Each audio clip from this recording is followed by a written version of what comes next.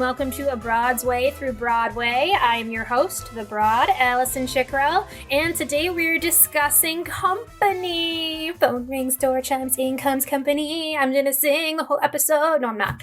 Hi, Phil. Phil's joining me again. How you doing, Phil? Hello. Thanks for having me back. Of course. Phil Stepanski is back after our episode on Little Shop of Horrors that we just kind of, fan geeked out a little bit for, an hour. And I'm not going to apologize for it. Me neither. So let's chat Company. All right, we got here as my usual. I'm realizing I'm saying this like every time now, but if you haven't listened to the Company soundtrack or seen a production of it, stop what you're doing, pause the podcast, go watch it, then come back because you need to see it because it's wonderful. 1970 musical comedy, music and lyrics by Stephen Sondheim and George Firth. Nominated for 14 Tony Awards. I believe that's a record. Not for wins, but for nominations for 14 Tony Awards. I think that's a record. And it won 6, which we'll get into later, which Tonys it won. Opened on Broadway April 26, 1970, and has had 1,600 revivals and tours and things afterwards. It's been around forever. And yeah, it's amazing. This is my first Sondheim episode. How is that even possible? I don't know. I mean, okay, let's be honest. I have oh gosh, I'm scared to say it. I have a love-hate relationship with Stephen Sondheim. Okay. But mostly That's love. fair. Mostly love. It's only that the thing, like, whenever I'm in a Sondheim show, I feel like I go through 2 bottles of Advil. just from yes. trying to get through his lyrics and his rhythms and his music. And I love it. And Company is... I would say Company definitely is in my top 10 favorite musicals of all time, possibly top 5. I'd have to see, but no, it's definitely my favorite of all of Sondheim's works by far. Company definitely is. So the reason I picked you for Phil, the reason I picked you to join me is we worked the show together. Yes, we did. Yes, that was when was that? What year was that? Not terribly long ago, 2018. Boy, we lost a year in the middle of a pandemic, so I can't remember when anything happened. It was at my theater, the Box Theater, but it was before we were known as the Box Theater. We were still known as New Theater on Main, I believe. So that would have been 2017 because we became the Box Theater in 2018. So... yeah. 17 sounds right then. Yeah, yes. Winter, November, so it was towards the end of the year. So you directed. And, yes, I did. Yeah, and I choreographed and I also played April for the second time. So tell me, Phil, was that your introduction to Company when I offered you the director job for that, or were you familiar with it beforehand? I was familiar with it. I had seen you in your first was Theater Unchained your first go around? No, Theater Unchained was my second. So I've done the show I've done the show 3 times. I played Marta in college. That's one of Bobby's girlfriends, the main character, Bobby. One of his 3 girlfriends. I played Marta in college at Chicorel University, and then I played April at Theater Unchained in Milwaukee. Theater Unchained is no longer, but in Milwaukee I played April, and then at the Box Theater, then New Theater on Main, which you directed. It was my second time playing April. Okay, so my first introduction to Company officially was going to be a fanboy of the Theater Unchained version, and remember a nice tiny little theater, and we had front row seats, and so that was my first experience with it. And then when you had approached me that it was going to be coming up and you were looking for director, I dove into it a little bit more. I was using a lot with the Neil Patrick Harris concert version with Patti LuPone and Stephen Colbert. And yes, we will talk about that. Was using that as some inspiration as far as, just putting it up on its feet. Yeah. And one of the wonderful things about the box theater is that it is so intimate and tiny. And one of the biggest challenges about the box theater is that it's so intimate and tiny. And so that should be on our website. The opportunity to be able to figure out how we can put something on with, some real powerhouse voices in a tiny space. Yes. And so I was really excited for the opportunity, was just starting to dip into directing at that time as well. I've got several more credits under my belt since that time. And so was really excited about the opportunity to kind of jump in a creative opportunity that we knew it wasn't going to be your standard big old musical. Yup. And we had a really great collaboration, and we had an awesome cast, and it was an amazing time. Yeah, I remember that because it was early on in your directing career, and I was like, I don't want this to like spoil directing for you. So it's like, I remember we didn't really, as far as I remember, I don't think we really had formal auditions for that show. I think we did a lot of just sort of asking around to actors that we already know and trust, and who we felt would fit the role well. And because obviously a director's job gets cut in half when he or she has a stellar cast. Right.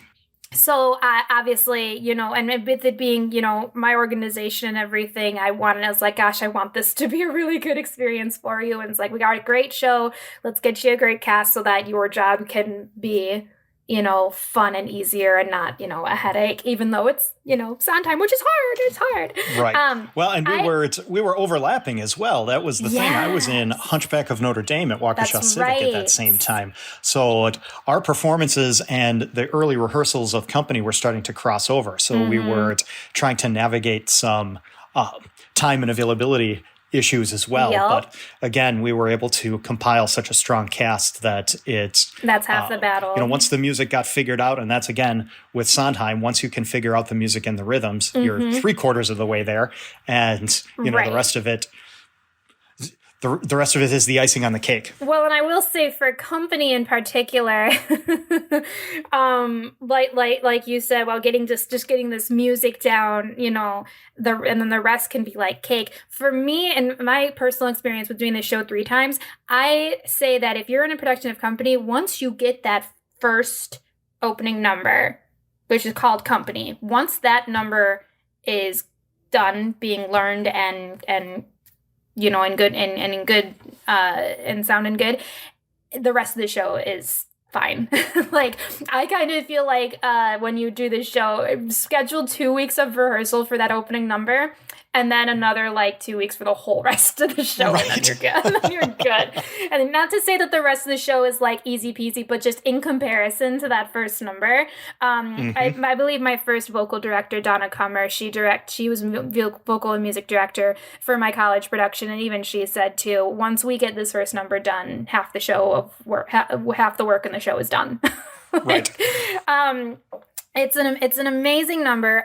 Before I get too much into the music of this show and the characters, I will be a better host than I was in my past 2 episodes and talk just a little bit about what the show is about, just in case we do have any listeners out there who are not super familiar with the show or familiar with it at all.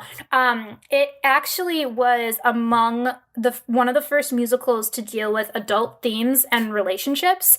Sondheim, I actually have a quote from Sondheim here that he said, the Broadway theater has for many years, and this was in the 70s, mind you, not right now, but in the 70s, Broadway theater has been supported by upper middle class people with upper middle class problems. And the people, we want to escape into a world where they can go to the theater and be there with company that they can relate to.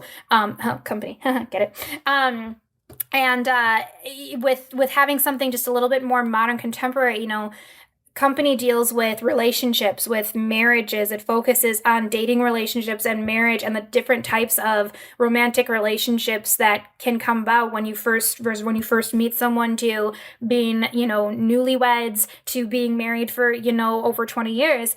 And the ups and downs of that and the advantages and disadvantages of that and everything that comes along with that, that had not really been explored in Broadway shows before Company. And that's what Sondheim was so, into this idea for it, because it was originally, I guess it was originally titled Threes, and it was a story that revolved around Robert, which stayed the same, a single man unable to commit fully to a steady relationship, let alone marriage, and 5 married couples who are his best friends. And then Bobby has his 3 girlfriends that he's seeing that he's not committed to any of them, just sort of, figuring things out and trying to figure out if he even wants this the social expectation that once you reach a certain age, you go ahead and get married and have children. And if you don't do that, you won't be happy. That sort of idea. So it's definitely a character study piece. It's not your typical musical with, not that it doesn't have big showy numbers, because it definitely does, and those are super fun. But it's Bobby is on stage pretty much the whole show, and you basically follow him through his journey of being the third wheel to all his friends and finding out, is he okay with it? Is he happy with his life this way? Does he want more? Does he, see what his friends have going on in their marriages and absolutely not want that,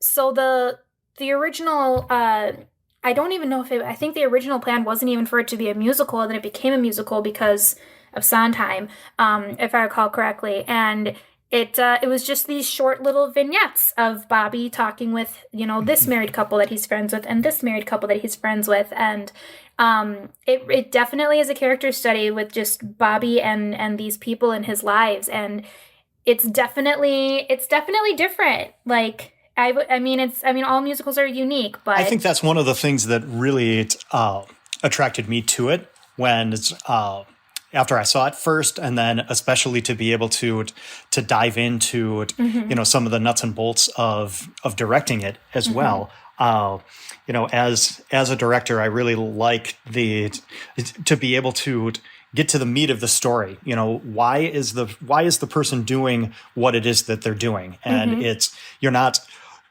I say this to my actors all of the time, that don't walk over there and sit on the couch because Phil told me to walk over there and sit on the couch, kind of a thing. Figure out why you're doing something. Exactly. And this is so unique because of the threes that you were talking about. This isn't Bobby sitting on the wall and listening to these other people. It's you're learning about, and you have a short time to do it in each of these scenes. It's typically an acted scene and then a song where you can kind of learn about, each of these different couples, but you're learning a lot in a short period of time about how these couples are not only interacting with each other as husband and wife, but how they are interacting with Bobby. That sometimes he was friends with the husband, sometimes he was friends with the wife, sometimes he was friends with both of them.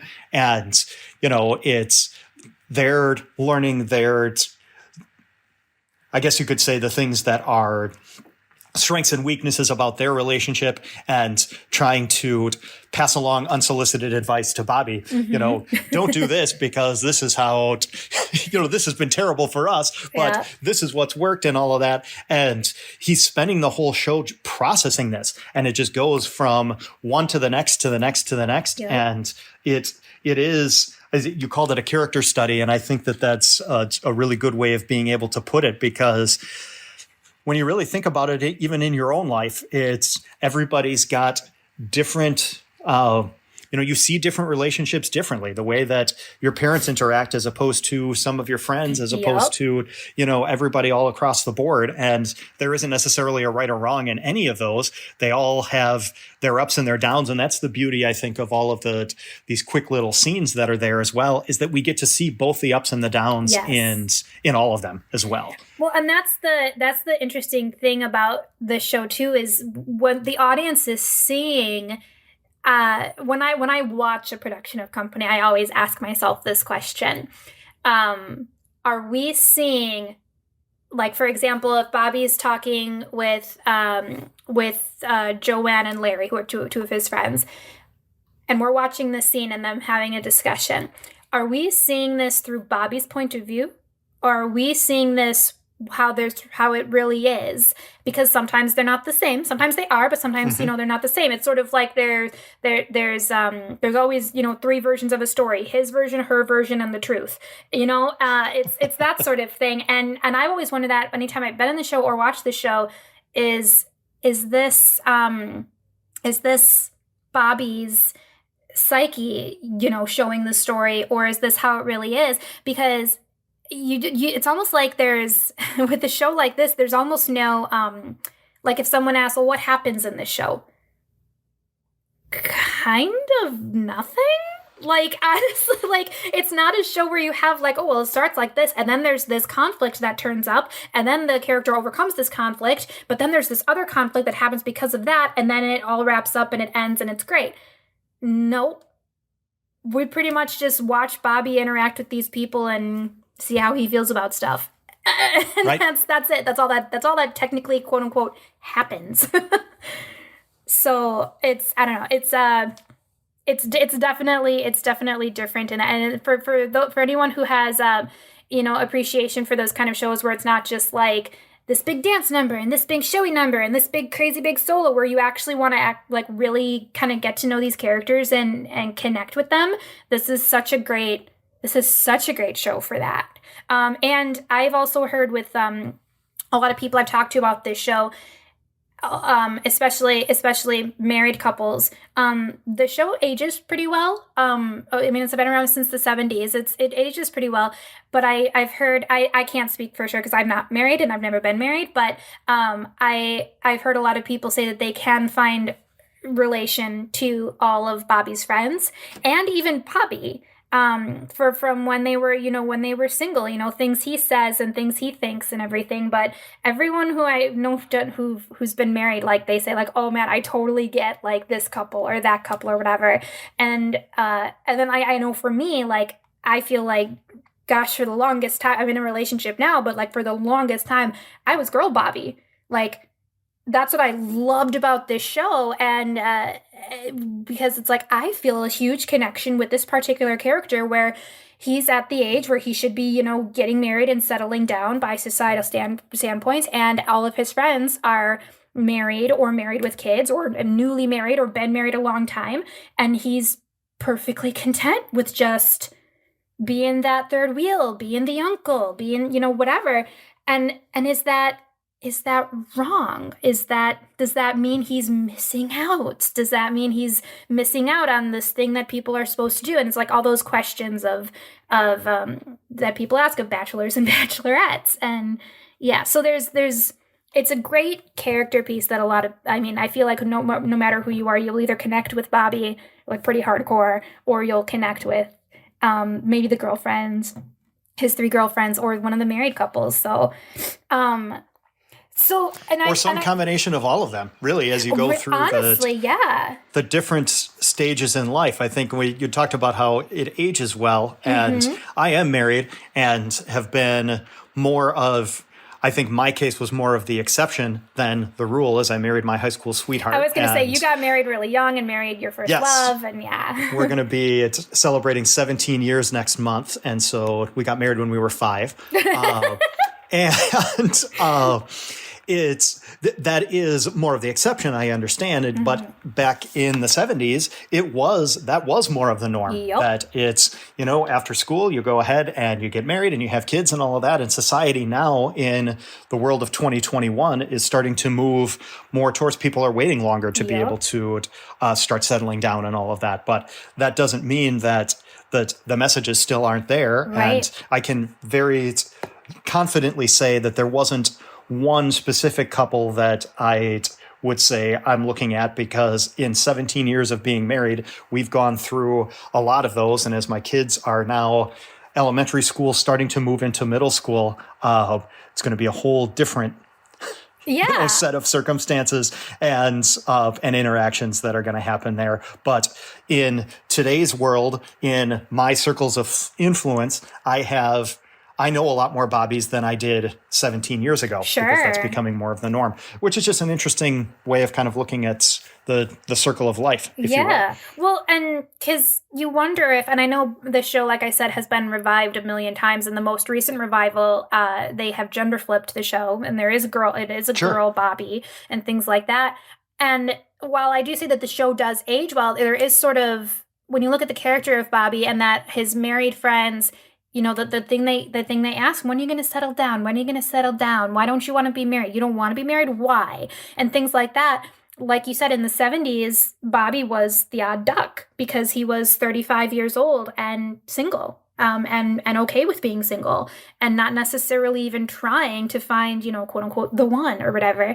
And now you kind of wonder, you know, 35 years old and single, it's like, I'd say it's still probably less normal than being married when you're 35, but it's not quite, it's certainly not like unheard of, or I wouldn't even consider it like even odd necessarily anymore. So, and especially for women, because obviously, you know, if with women, you know, if they want to become pregnant someday and have a kid, they have a clock. Guys don't necessarily have that clock. Women have that clock. So I think in the most recent revival, changing Bobby to a woman who's 35 and not settled down yet, and, you know, determining, because, like, there are certain things that it's like, if you want this, you actually have to do this soon. Like, as of which stuff that boy Bobby wouldn't necessarily, you know. So I just think that's really interesting. I want to talk about casting for this, because like I said, there have been 100,000 productions of this one, and I definitely have a favorite, and you already kind of foreshadowed it a little bit. I definitely have a favorite production, but and you would think it would be what I just said, the most recent revival with the girl Bobby, because obviously Bobby's like my dream role and a character I connect with, and obviously, yes, I do want to play, you know, girl Bobby or boy Bobby, I don't care. I just want to play Bobby someday.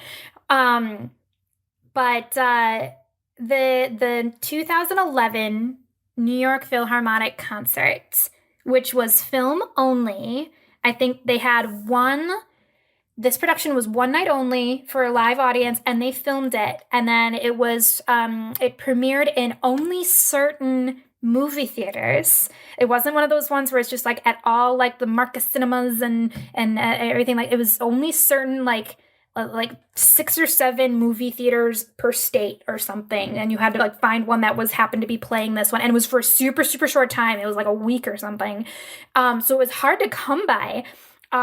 And that version starred Neil Patrick Harris as Bobby, Be Still My Heart, and Stephen Colbert as Harry, Patti LuPone as Joanne, again, Be Still My Heart, Christina Hendricks as April.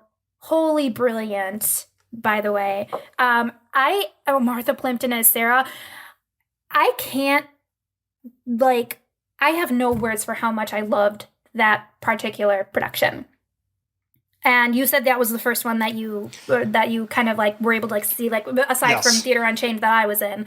I know I can't hold a candle to Christina Hendricks as April, but and I would never even try to. I totally stole a lot of her stuff for my second run at April, because she was just perfection at that role. Like, oh my gosh. But yeah. So that was your first one seeing like a quote unquote professional version of it. Well, right. And I was trying to, again, use some of those ideas to be able to get, some inspiration for different things in the smaller space, and, you know, with how some of the scenes were acted and all of that. But, you know, you said it, when you see Neil Patrick Harris as Bobby, I don't know if I would put anybody else there. Yeah. Like, he was Bobby, and it was brilliant. I think Bobby is such a hard role to play, because if you really look at him, he's not particularly likable, because he's kind of an ass. He is. But at the same token, you want to feel sorry for him, because he's the protagonist in this whole story, but it's not bad to have that balance there, and, you know, that is the challenge for anyone who is going to be playing that role, certainly. But, I think Neil Patrick Harris has kind of made a career out of being the guy that's not particularly likable, but also everybody loves at the same time. And there was no different in that particular production. Yeah. Well, and that's why I can dive into my Dreamcast real quick, because I didn't Dreamcast the whole show, but I did Dreamcast just a few roles in this show. And I'm stealing what you did for Little Shop of Horrors when we did a Dreamcast for Little Shop of Horrors, and you said, well, Rick Moranis, you're not gonna don't Steve Martin, don't mess with something that's not broken. It's like you can't get better than that. And in my opinion, I mean, I'm not gonna say they stole my idea, but I pictured a Neil Patrick Harris as Bubbi before the New York Philharmonic concert thing was a thing. So I'm just saying, I cast really good. It's totally. Too bad they didn't call you for permission first. Right, they should have. This is totally my idea. Now, okay, to be fair, if I had my way, every single show known to man would just star Neil Patrick Harris and Nathan Lane. True that. Just like every show ever is like just put those two in it, and it's perfect. But and I was pleased with like the rest of the cast. I mean, obviously Patti LuPone was born to play Joanne like Holy Christmas, and Christina Hendricks, I wasn't super familiar with her actually before she was in this. I don't know if I even ever saw her or anything. I didn't really know who she was, but oh my gosh, her sort of, wide-eyed slowness of April. April is she's a little dumb, and dumb characters in shows. Gosh, there are so many different ways you can go with that type of personality. You can make her kind of cartoony. You can make her kind of dry. She can be annoying or she can be lovable. That kind of personality. It's up to the actor and director to figure out which way do you want to go with April. And with her version of just sort of, the way I described her performance, and this is what I did with my April as well. The lights are on, but the fader switch is kind of low. And it's sort of like, there's just a part of it that isn't quite all there, but in kind of a charming way. And that was just, oh my gosh, it was so fun playing her. And I don't have enough words to say about Christina Hendricks' performance. I have to admit, this may be a good description of how obsessed I am with this particular version of Company. When they announced that it was coming to DVD, because we weren't sure, like, it came to movie theaters, and because it was so, it wasn't a thing, you had to like go to a certain theater to see it and everything. Who knew that DVD was even going to become a DVD or become available online or anything like that? And when I found out, like, in like 3 months it's going to be available on DVD, and I pre-ordered it on Amazon and all this stuff. I watched it twice a day for the next 2 weeks when I had it in my possession. I watched it when I got up in the morning, and I had it on when I was going to bed. I watched it twice a day for 2 weeks, and then I watched it on probably a monthly basis. And I still do. I'm obsessed with this particular version. I'm obsessed with this cast. And it's yeah. Like I said, turn off the podcast. Go watch the New York Philharmonic concert starring Neil Patrick Harris. You won't be disappointed. Yeah, right? Talk about going all just like fan geek out here. We should probably talk about more things that that are actually like fun facts about this show. But before we take a break, let's actually do that. So, Stephen Sondheim, like I said, this is my first Stephen Sondheim episode. Do you have another favorite of his besides, like, I mean, I'm just assuming Company is your favorite because it's my favorite, so it should be.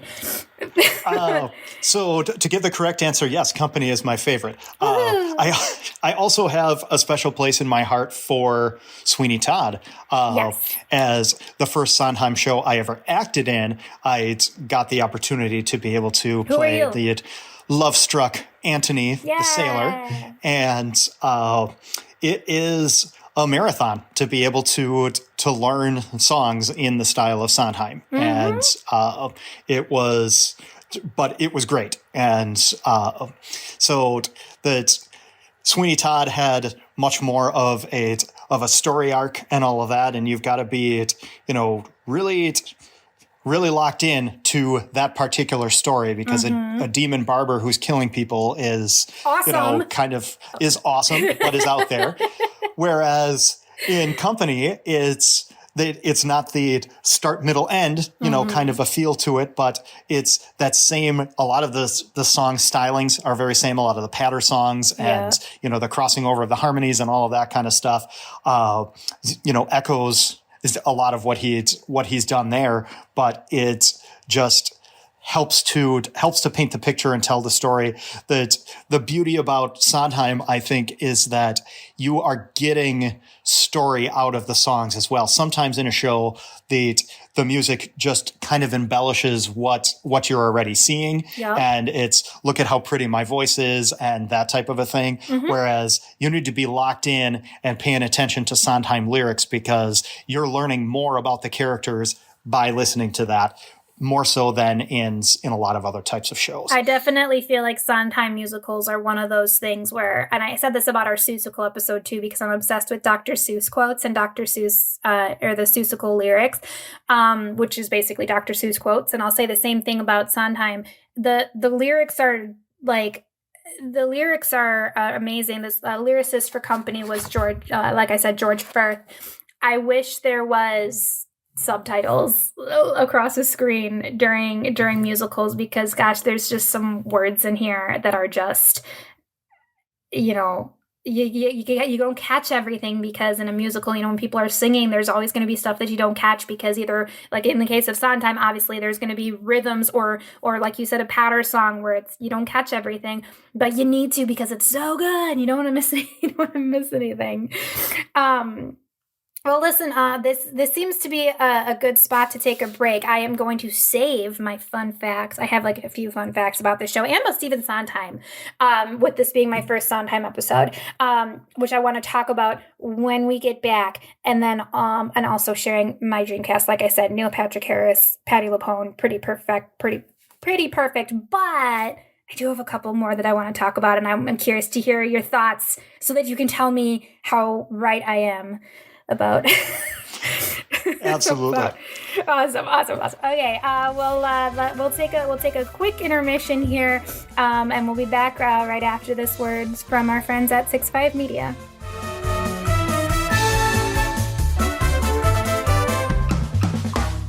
Hey, this is TC. And this is Jim from the Studio Demands It podcast, where every episode we take a demand from a hypothetical studio, which could be you, and challenge ourselves to conceptualize, pitch, and craft a film based on the stipulations or the demands we are given. We talk about movies all the time. Particularly, we complain about the choices made in the films we've seen. We're nerds like that. And, of course, like any good nerd does, we automatically assume that we could do better. Even with the demands and restrictions that clearly must have been put on by a production. So head on over to studiodemandsit.com and listen to our previous library of episodes. Our library of previous episodes.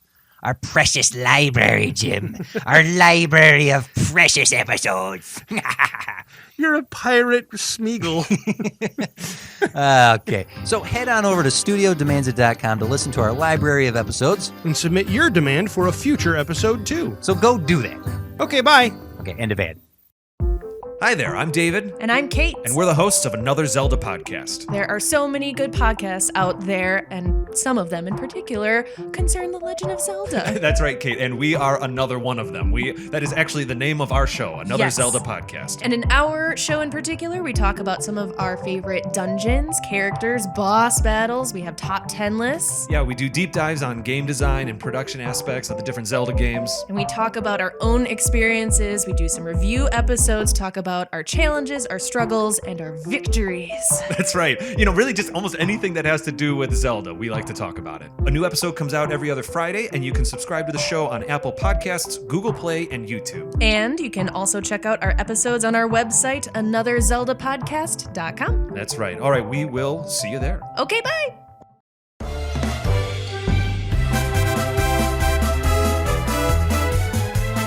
We're back. I hope you enjoyed your intermission. Welcome back to A Broadway through Broadway. I'm Allison Chicorel here with Phil Stepanski, and we're talking about Company. Did you have a nice intermission, Phil? I had a fabulous intermission, Did yes. you go to the concessions? And... Yes. Ugh. I stepped out to the lobby and got myself a snack. Cute. Awesome. All right, great. So we left off. I did a little tease. I said I was gonna share some fun facts about this show, and then I didn't. And then I was like, "We're gonna take a break instead." Oh, that was mean. All right. Anyway. Shockingly, we talked for too long. So this is. I'm gonna start with one of my fun facts. That is. I'm calling it a fun fact. It's actually a little bit sad, but then we'll talk about something nicer afterwards. But so Dean Jones, okay, Dean Jones was the original Bubbi. Okay, I know him from this Disney movie from the 70s called The Ugly Dachshund. It's about this guy and his wife, and she has a bunch of dachshunds that she's obsessed with. They're pets, they're dogs that are dachshunds, and he falls in love with this Great Dane, and that's born at the same time, and brings home this Great Dane, making the wife think that it's one of her dachshund puppies, and then it grows up and obviously is. It's a little bit of a play on Ugly Duckling, except it's about dogs, basically. Once you brought up the Great Dane, that sounds familiar to me. You've seen it? Okay, so that was the original Bubbi. I may have... Yeah. Never in a million years would I have been able to pull that out of the back corners of my brain, but I think I may have seen that. And see, I was the little kid nerd who, when I would watch this movie, and my dad told me, that's Bubbi. And I'm like... What? No, you're wrong, Dad. But it's no. He's also in he's in another dog movie. Dean Jones is Beethoven. The Saint Bernard movie. He plays the mean, fake veterinarian who's super mean to dogs. He goes from this one movie where he's the sweetest guy and just falls in love with this Great Dane puppy. And convinces his wife to keep the puppy, even though he's doesn't look like her cute little dachshunds. And then in the next movie he's in with dogs, he's hurting them. It's so messed up. Anyway, that's Bubbi. That wasn't the fun fact. The fun fact is that he was the original Bubbi, and Hal Prince was the director of the first Broadway production of Company, Hal Prince, and apparently during that run, Dean Jones's marriage was falling apart while he was playing Bubbi in Company. Yeah. And wow. Okay. Yeah. So it gives you a little something to tap into as a performer, though. Yeah. And it's and he said, what do I have? According to Prince, Jones's departure from the show was planned. He had a really short run. And in 2001, Prince recalls the circumstances that Jones was wrestling with a troubled marriage, which Prince didn't know at the time. And New York City was, in Prince's words, spooking him. And he went to Jones and said, "You can't stand being in New York City facing a show that might keep you here for another year." And Jones said, "Yeah, you're right." And Prince asked that if he promised to replace Jones very quickly, he would give him the opening night that we deserve and that you're capable of giving. And Prince warned Larry Kurt a few weeks later that he would be replacing Dean Jones. And that ended up happening. And Dean Jones, went home. And Larry Kurt then, who took over as Bubbi, he earned rave reviews for his performance, and the Tony Awards committee decided that he would be eligible to compete for Best Actor in a musical, which is usually only reserved for actors who originate a role, which Larry Kurt did not. Dean Jones did. But he was that good that they let him participate in that aspect of the competition for that award. That is a fun fact. Yeah, a little depressing about Dean Jones, right? Because Jones apparently then wrote an autobiography in 1982 called Under Running Laughter, and in which he wrote of Company. It was clever, bright show on the surface, but its underlying message declared that marriage was at best a vapid compromise, insoluble, and finally destructive. Wow. Yeah, I know. So it makes I don't know. I really wish I could have seen Dean Jones, knowing that, especially. I mean, I would have loved to see Dean Jones play Bubbi, if I was, alive in 1970. Right.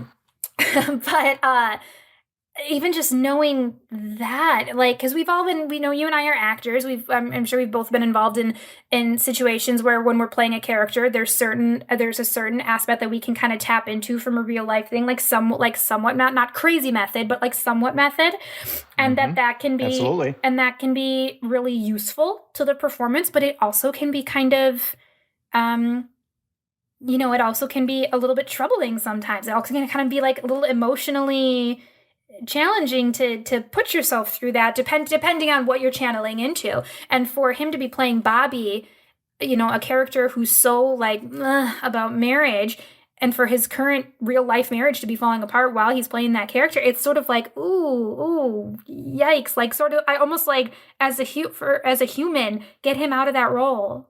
Like, right, yeah, that's not a safe place for him to be living for too long, right? Which is good that he got out, right, but not to then say that the show was clever and bright on the surface, but that basically says marriage is in the end destructive, and it's interesting. But I find interesting about that is that spoiler alert for anyone who hasn't seen Company, skip this part because I'm gonna say a spoiler.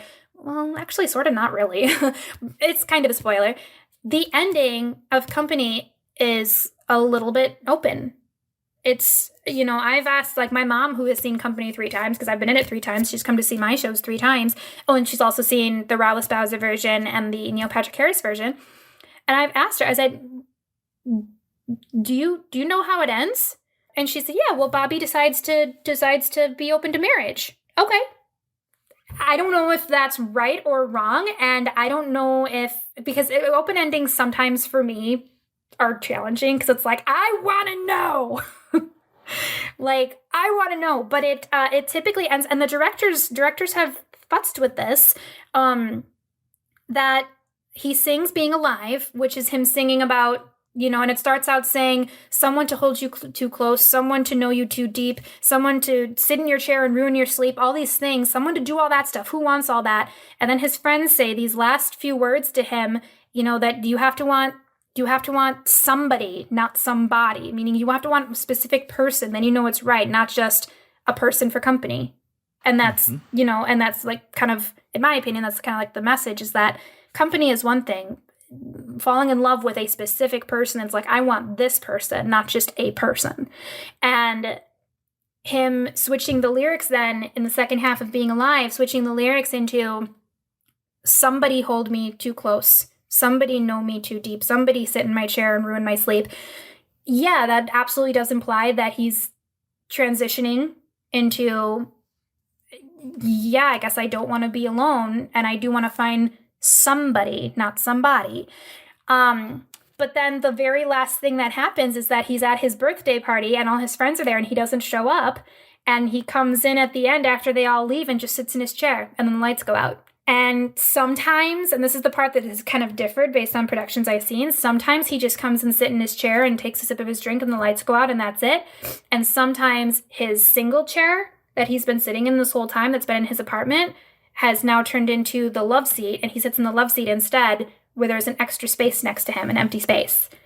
So obviously there's a lot of things that can be implied with that, because we don't actually see, there's no epilogue. We don't actually see, oh, does he end up with Marta or April or Kathy, his 3 girlfriends, or does he end up with someone totally different, or does he not end up with anyone? Does he get hit by a car the next day and die? I don't know. I mean, I hope not. But we don't know.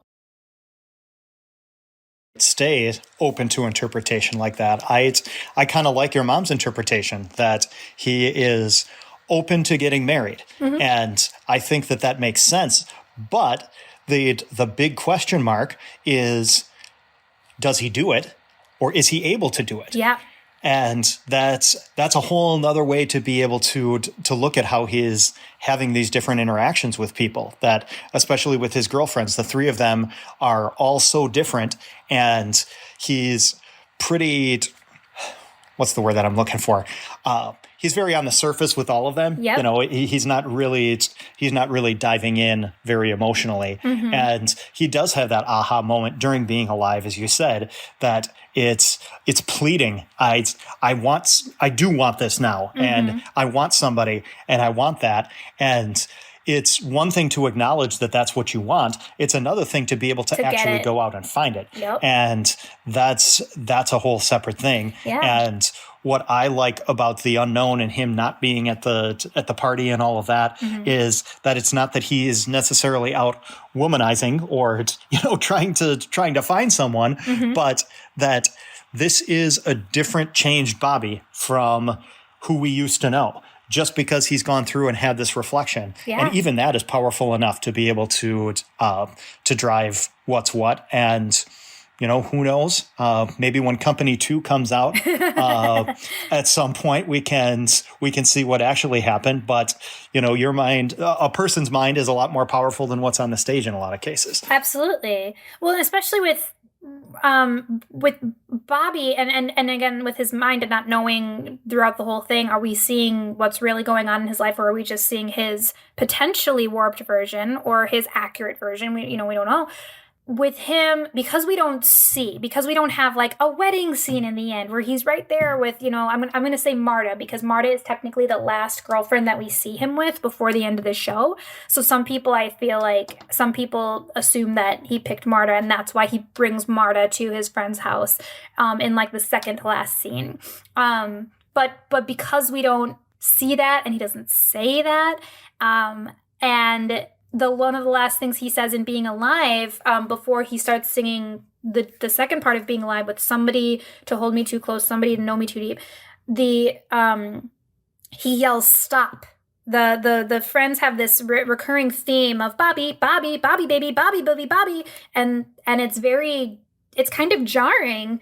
Because it's sort of like, I know some single people can absolutely relate to this, where if you're single and, over 25 or something, and you have family or friends or whoever, a little bit, in my opinion, is a little rude, but a little bit, when are you settling down? When are you going to meet someone? Oh, are you seeing anyone? Oh, you're not seeing anyone? You must be so lonely. It's like, oh gosh, whole other episode where I could, tangent about that, about those kind of people who do that. But where was my point? He yells stop at them, and then sings Being Alive, and then he doesn't show up to the birthday party where they're all at. And one of the couples says, maybe we should leave him a note. And the husband replies, maybe we should leave him alone. And they leave. And it's sort of like, I love that for the aspect of Bubbi has been the third wheel for who knows how long, however long he's known these people. We get the implication that he's been friends with these people for quite a long time. It's sort of the outside influences sort of thing. Like even like social media, you need to think for yourself. And people, sometimes lose that ability to just make decisions for themselves and think for themselves and not be so influenced by others, even loved ones whose opinions maybe you do care about and maybe you should care about because they're loved ones. But when they're all like coming at you with this, dude, you got to do this, otherwise you're not happy. I kind of feel like him not showing up to the party but he's hiding. He's kind of like, it's implied that he's hiding from them. He's just waiting for them to leave so that he can spend his birthday alone with his own thoughts, with his own ideas, what he wants without these influences. And I have appreciation for that a lot. Yeah, absolutely. That's those noises. Not only it's the noise inside of his head. Mm-hmm. That's that little sequence that you were talking about. That's repetitive. It's they're all talking. He's hearing it inside of his head. It turns into just a blah mix of blah blah blah. Bubbi, when are you? All of that kind of thing. And that's one of the I think really brilliant things about this show as well is that all of the friends are staged in spots where they're there and are actually all interacting with him, but then also when they're inside of his head. Yes. And, how are they, how is even what he saw from them or what they're saying to him, or this song is addressed to specifically to him. You know, it all kind of is intermingled in all of that. And, you know, Being Alive is is kind of the song in this show. And it's just it's the final build up to everything, all of the noise, and it's just driving you absolutely insane. And then the stop, and then the realization, that's the big aha moments that you can get there, that, all right, yeah, I do want this. And how am I going to do it? I don't want to hear this noise anymore. I'm going to go out and do my own thing. It's very powerful. Yeah, it is. And it's so well written in a way that it does begin with the patter of Bobby, baby. They're all at once, and they're all speaking at once. They're all kind of almost shouting at him at once. And it's messy and it's busy and it's loud. And then the next time we hear the couples talk at him during that song, they go one at a time and very slowly, and they're all giving him the same message, but it's one at a time. And I think that's so, like, beautifully styled to help Bobby get to that, that next point of being alive. I think it's a really, like, real way to show a little bit of a breakdown, a little bit of a, I don't know a better word for it, but a little bit of a breakdown. So tech-wise, I'm going to talk, because you mentioned, doing this show, in a small space, and that's like the best thing about it, and also the worst thing about it. The show is done with kind of pods, like little platforms for each of the couples. Bobby's is typically in the middle, so he's surrounded by these people, and they can all come together for his birthday. But otherwise, they have like these little. I've actually never really seen a production where the set is not styled like that. And I like that. And I like that style. And we did. Something similar. There was just different areas of where each of the scenes would take place. The original production had a working elevator on their set, it was just the platforms of the different, homes of the couples, and then 2 working elevators.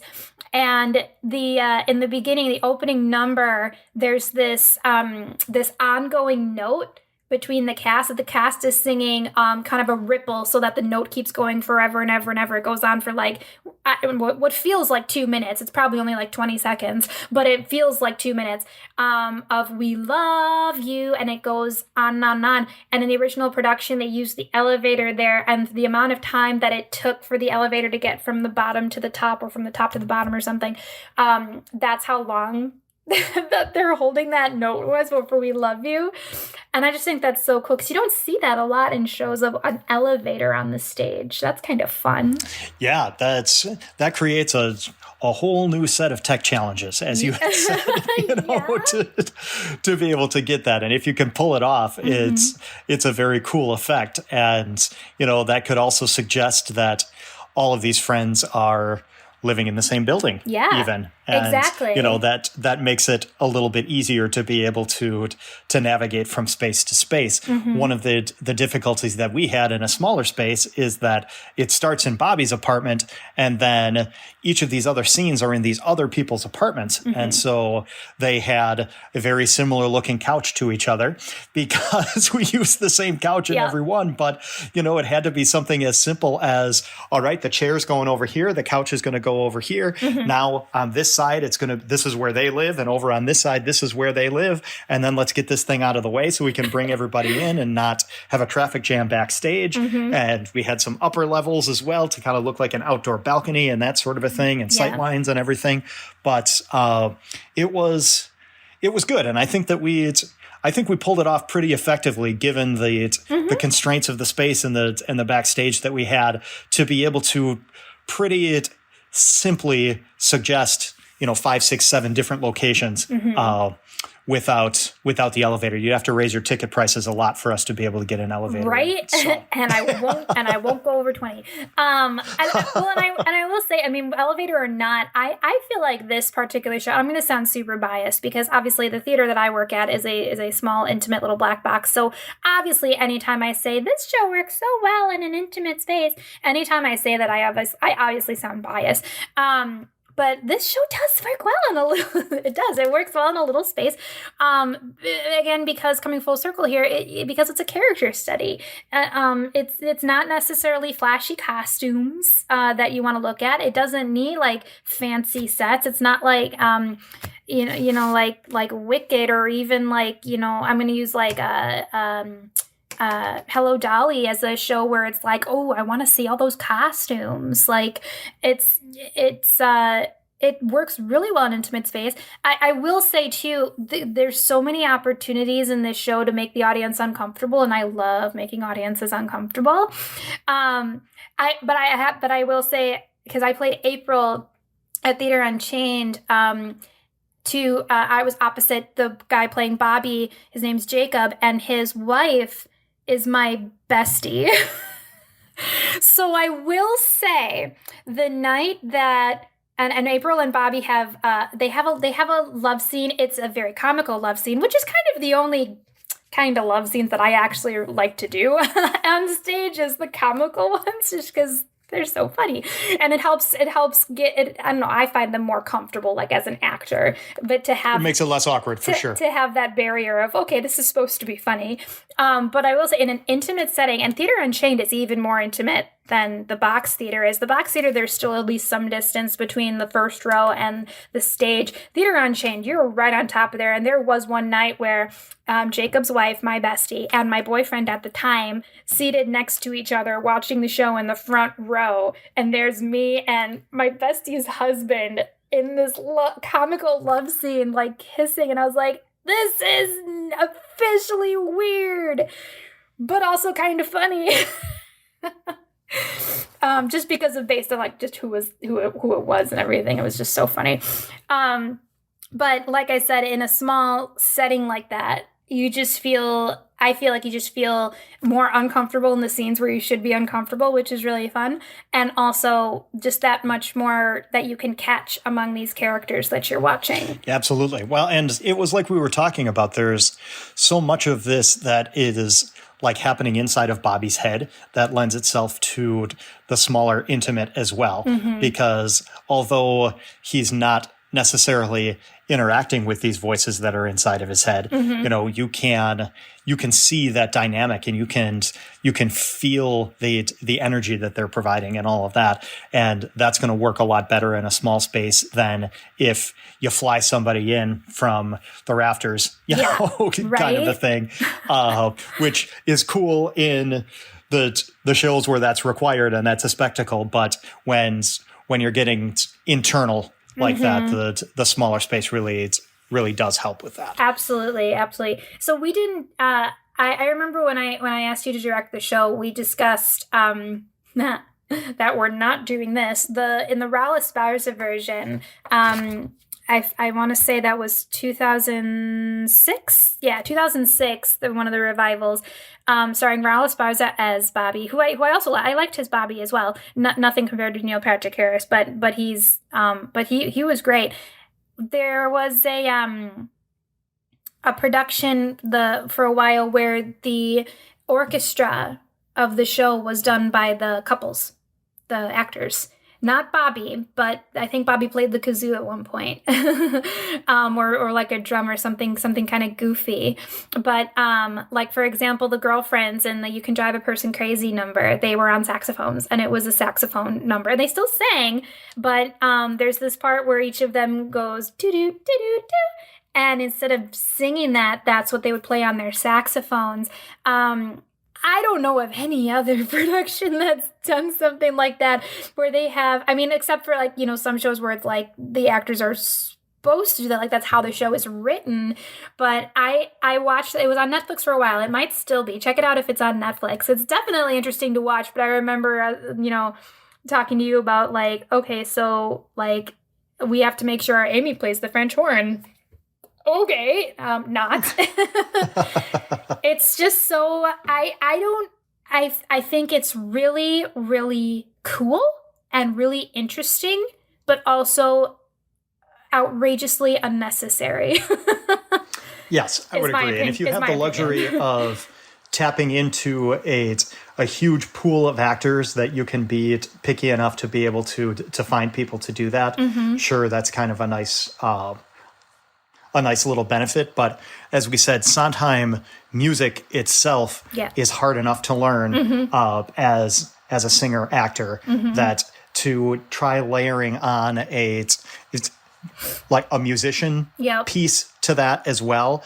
Like if you already know how to do it, that's one thing. That you're not going to learn how to play the French horn for a Sondheim show. Right. You know, kind of a thing. Maybe you'll learn how to play the kazoo, but you're not going to learn how to play a saxophone or a French horn, you know, something like that. So, you know, if you got the people that can do it, that's kind of a nice thing. But, you know, the vast majority of people wouldn't really be able to know the difference. And I think it's much more comfortable for your actors, especially in, you know, a community world where we've been working a lot to, or even in some of the, you know, Milwaukee professional, that's a whole nother thing, just to be able to say, all right, how about just concentrate on these really hard lyrics and these really hard rhythms, and don't get hung up on anything else. Yeah. Well, and also, as we've been saying, you know, it's such a character-driven piece, and it's supposed to, like, I feel like that is the show's priority, is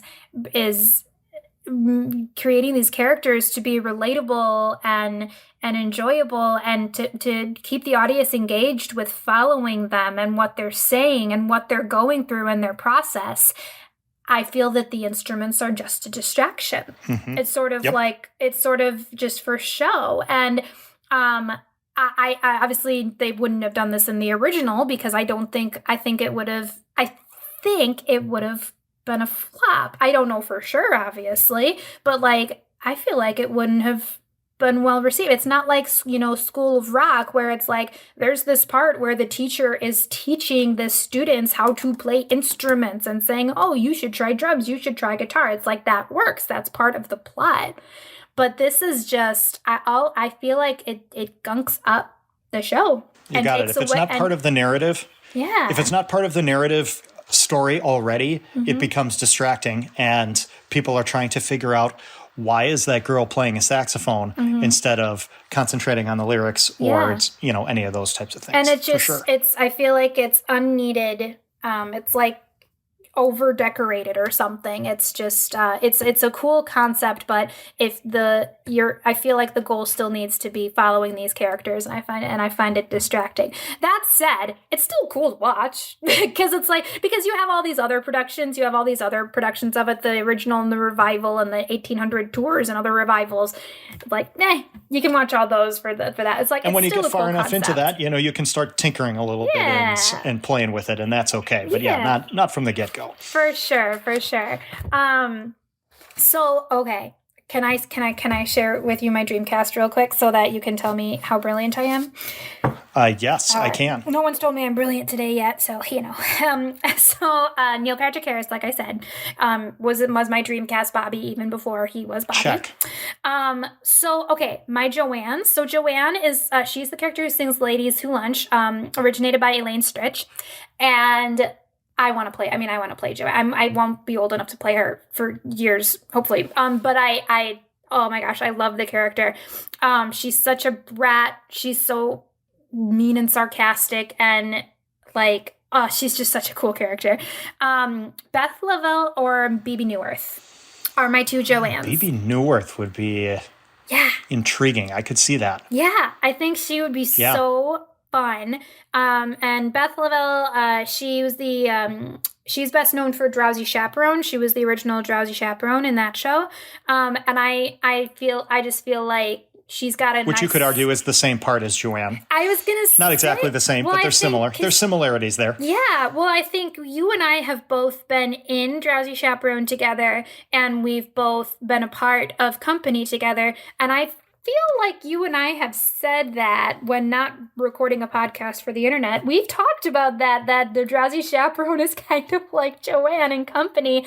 Maybe she's kind of like a nicer Joanne. Because the Drowsy Chaperone isn't quite as, like, bitchy as Joanne. But they're definitely, they saunter around the stage with a cocktail in hand at all times. They're both equally drunk.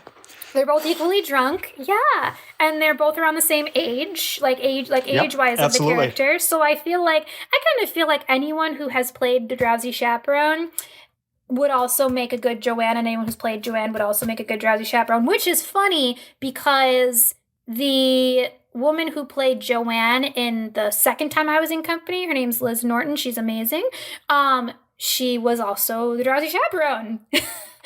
So there you go. Proof right Case there. in point. That Absolutely. It's one of those roles where it's like, if you can do one, you can probably do the other. So do you know who Laura Bell Bundy is? Okay, Laura Bell Bundy is, she was the original Elle Woods in Legally Blonde, the musical. And she was also the original Amber Von Tussle in Hairspray, the musical. And she's done like a billion other things. She was Glinda for a while. Not the original Glinda, that was Kristen Chenoweth, but she was Glinda for a while after Kristen Chenoweth.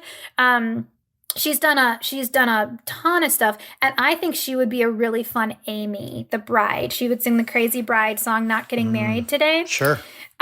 She has, I've seen her be like played a flustered role before, and very kind of word vomity before. I've seen her do that kind of thing, and she does a lot of comedic roles a lot. She does a lot of comedy. I think I think she would nail the comedy of it, nail the nuances of it, and so she's my Amy, and then Eden Espinoza as Marta.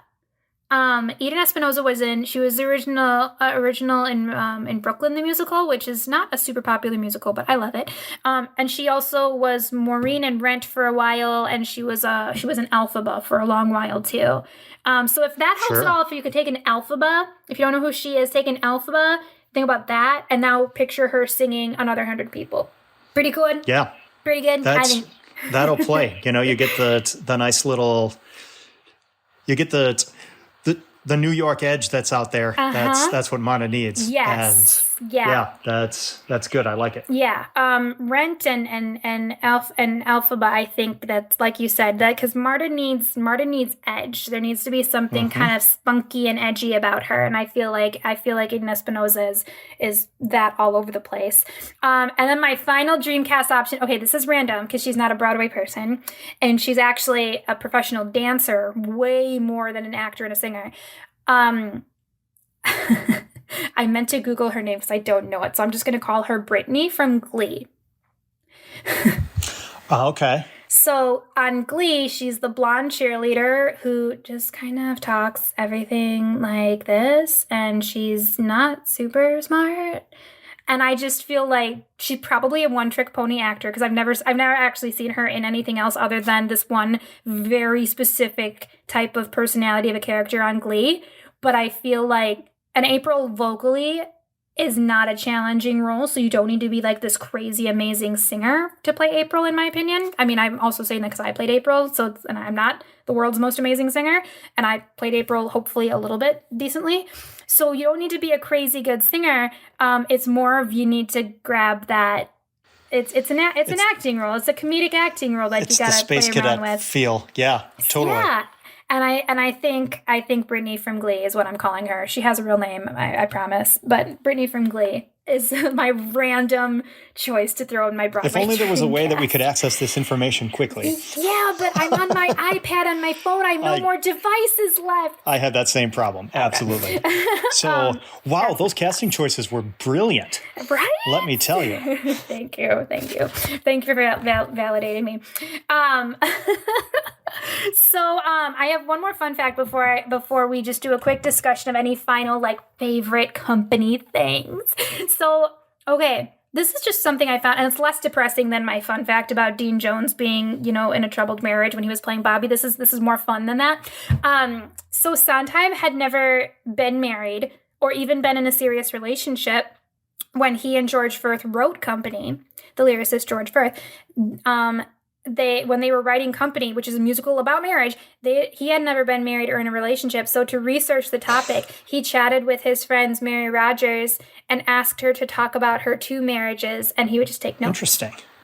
Yeah, because they say like write about when they like with like playwrights and authors and everything, they tell you like write about what you know, and sometimes he didn't do that. He didn't do that at all. He was like, well, I don't know anything about this, so I'll just ask other people. Well, and in something that is as complex as a relationship, not having a bias one way or the other, really, it's really kind of opens you up to different ways of looking at it, for sure. For sure. So that was probably part of the brilliance of it, is that there wasn't any preconceived notions in there. Exactly. That it was just like, what does this mean? Because then it would end up too opinionated. It would just end up too opinionated. It would because we all have, opinions about things and we have opinions about things that we should have opinions about because we have a lot of experience, and we have opinions about things that we should not have opinions about because we're clueless about it, but we're humans and Americans, and we're going to share our opinion anyway. like my podcast about Broadway shows. So last but not least here, Phil, I want to just go over a couple of your favorite, like you directed the show. So did you have a favorite number or scene, or I have to say even like a line of dialogue or something, because there's brilliant quotes in this show. Yes. I went through a phase where my Facebook status, I think it was the year that the Neil Patrick Harris version came out, I went through a phase where every day my Facebook status was a different quote from Company, and I did that for about 2 months, and I did not run out of quotes. So I think there's a couple that that jump to mind right away. It was the scene. It's Harry and Sarah, I believe. Connor and Lindsay were the name of the actors that were playing that, and she is learning how to do karate, and they are like going through this kind of awkward like karate type of move where she wants him to hit her so that she can try to block it using all of her karate style and all of that. And we had 2 very strong comedic actors being able to play that, and I was just cracking up every time that we did that. That was one that jumps out for me for sure. You had talked about the character Amy singing talk about a patter song. It's probably the patter song of all patter songs in the history of the world. And, it's just exhausting trying to even listen to that. But where we spent a lot of time was trying to bring out the panic that was happening, but not overdo it. Yes. Because that's one of those that it's real easy to just have an actress who is like manic crazy running around the stage with like a chicken with its head cut off. Yeah, and that's not as funny. It's not as funny at all. Not as funny. So less is more. We spent a lot of time trying to find the moments to be able to bring it up and bring it down. It was one of the more challenging pieces, but it was also, I think, one of the most rewarding with that, as we were able to, kind of navigate that through.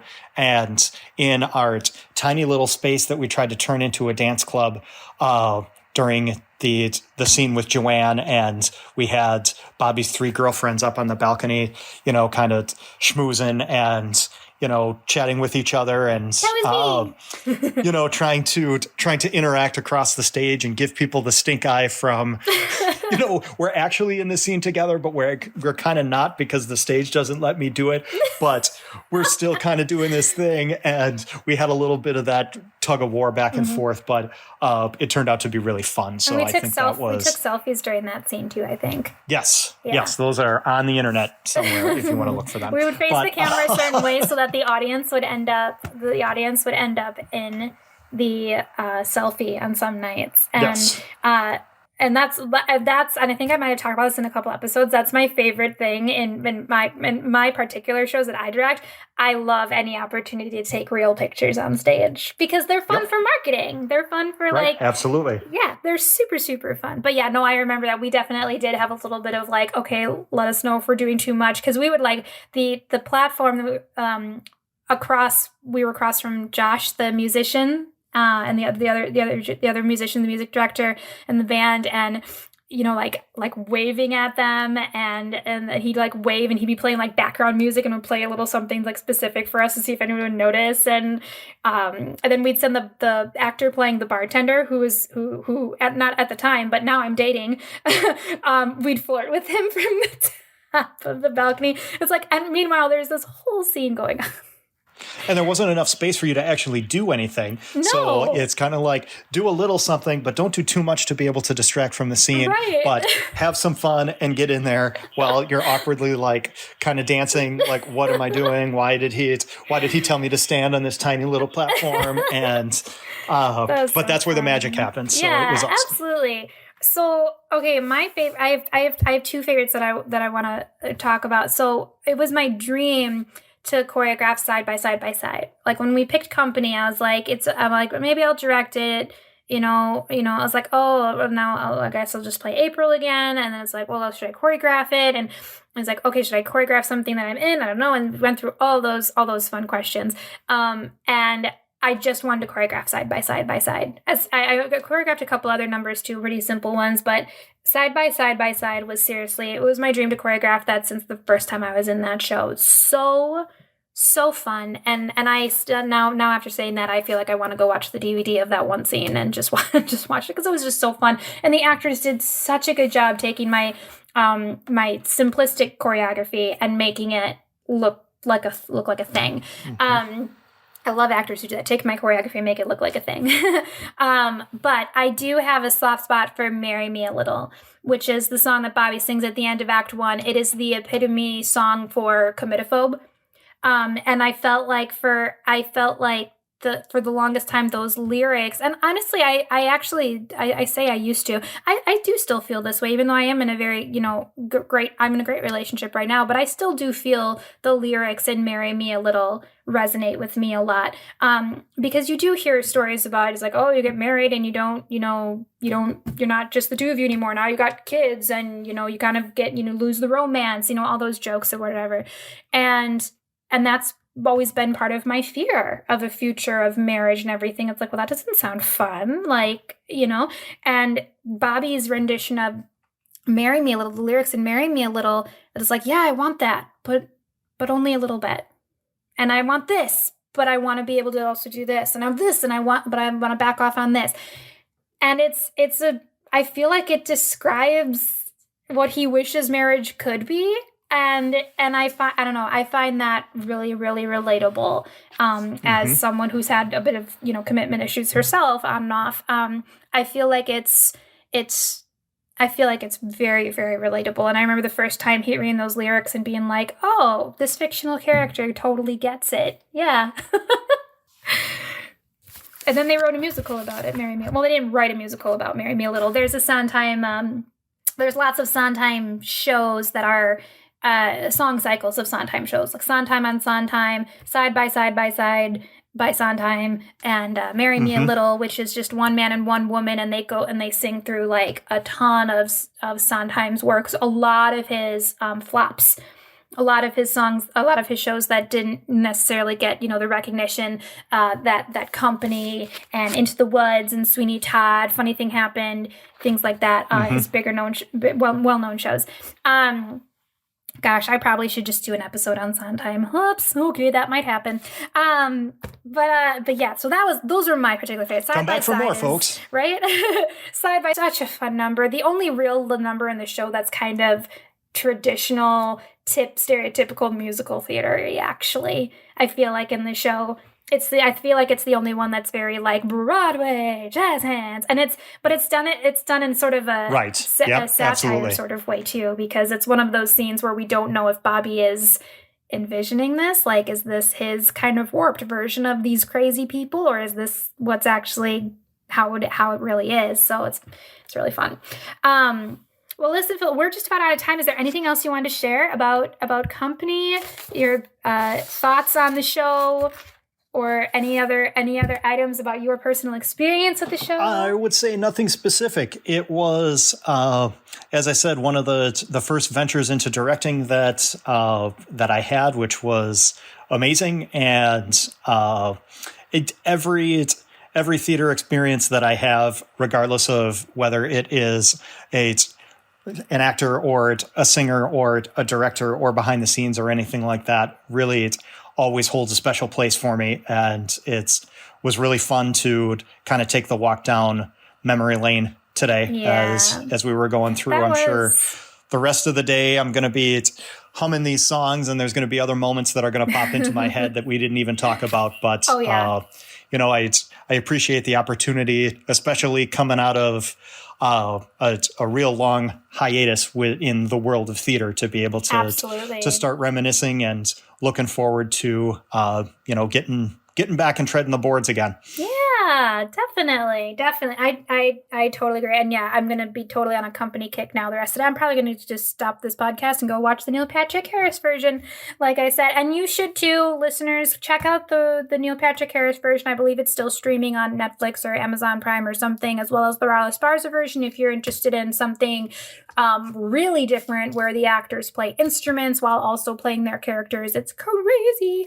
You might be able to find snippets of it of both of those on YouTube. Yeah, for sure. I mean, even collectively, each individual scene put together is probably on YouTube as well.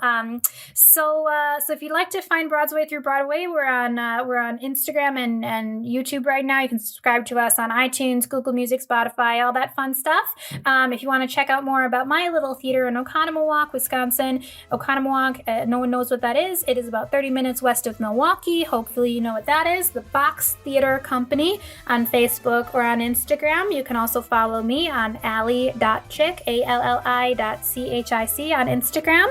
And that about does it for today, Phil. Thank you again so much for talking company with me. My pleasure. All right. Well, you have a great day. And this is a Broadway through Broadway. Final bow, blackout, and curtain.